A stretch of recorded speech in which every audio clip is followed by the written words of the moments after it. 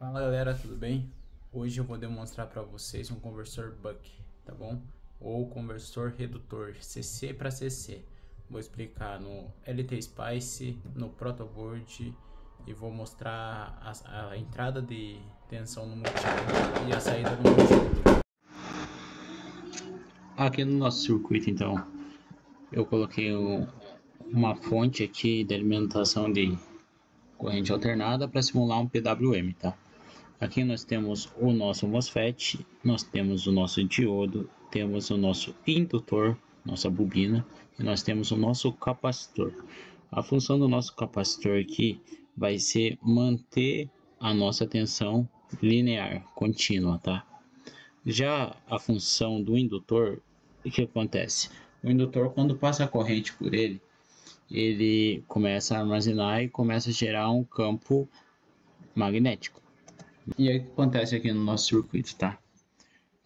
Toda vez que eu tiver um sinal positivo aqui, no caso o sinal alto, de lógica alta, no nosso PWM, ele vai acionar o nosso MOSFET. Quando ele acionar o nosso MOSFET, eu vou ter entre o dreno e o source circulação de corrente. Quando nós temos a circulação de corrente, eu gero um campo magnético aqui no nosso indutor que gera uma tensão quando é desligado esse nosso MOSFET.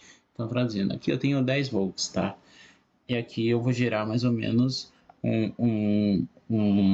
como se fosse uma bateria. Eu vou ter uma tensão aqui também. Somando essa tensão menos a tensão desse aqui, ele dá a nossa redução de tensão aqui na nossa carga.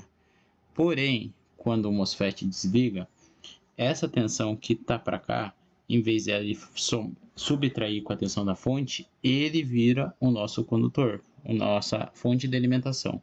Então, a tensão que está aqui, ele distribui a nossa carga. Então, quando nós temos o MOSFET acionado, na entrada que temos a fonte, fica a fonte menos o indutor. Quando o MOSFET é desligado, a nossa fonte de alimentação vira o indutor. Entendeu? E eu vou conseguir demonstrar isso aqui numa frequência maior aqui, ó. Vamos lá, pegar o nosso input, temos 10 volts.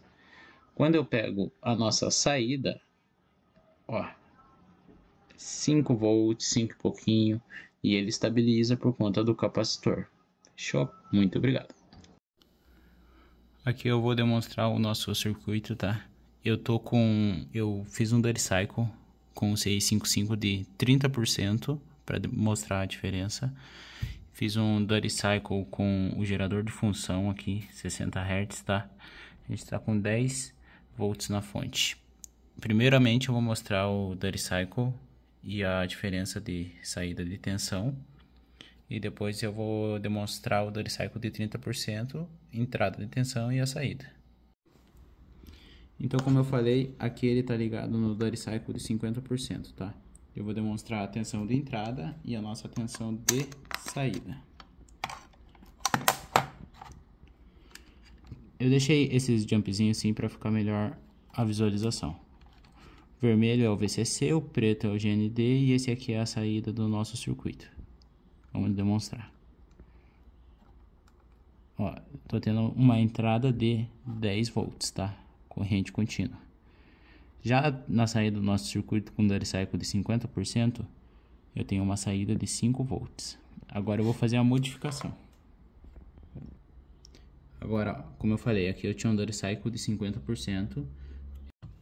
Agora eu interliguei os circuitos, peguei o Duty Cycle feito no CI555 e agora eu vou fazer o teste.